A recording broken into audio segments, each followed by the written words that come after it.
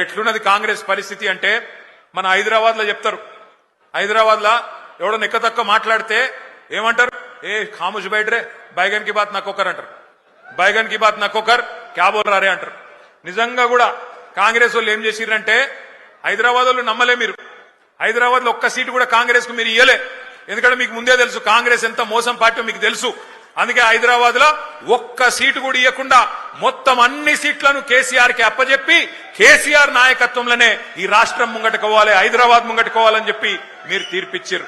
కానీ ఊర్లల్లా ఈ బైగన్ కే బాతిని కొంతమంది నమ్మిరు, ఈ బైగన్ గాళ్ళని కొంతమంది నమ్మిరు, నమ్మి మోసపోయినరు. ఇలా మోసపోయిన వాళ్ళు మీకంటే ఎక్కువ ఊళ్ళల్లో తిరుగుతున్నారు. మీరు చూస్తున్నారు, యూట్యూబ్లలో తిరుగుతున్నాయి, వాట్సాప్లలో తిరుగుతున్నాయి.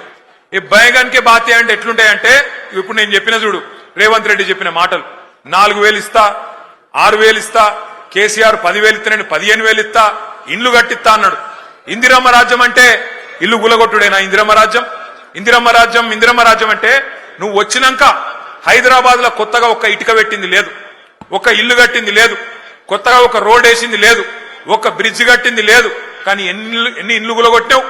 ఎంతమందిని ఇండ్లలో ఉండే మా గరీబోళ్లను ఎంతమందిని రోడ్డు మీదకి నూకినావు? నీ హైడ్రా బుల్డోజర్ల అరాచకం ఆగాలంటే ఖచ్చితంగా మన అభ్యర్థి గెలవాలి. ఇవాళ జరుగుతున్న ఈ పోరాటం ఏదైతున్నదో తెలంగాణలో ఉన్న గరీబులకు, తెలంగాణని ఇవాళ గద్దల్లాగా తన్నుక తింటున్న కాంగ్రెస్ వాళ్లకు మధ్యనే జరుగుతా ఉన్నది.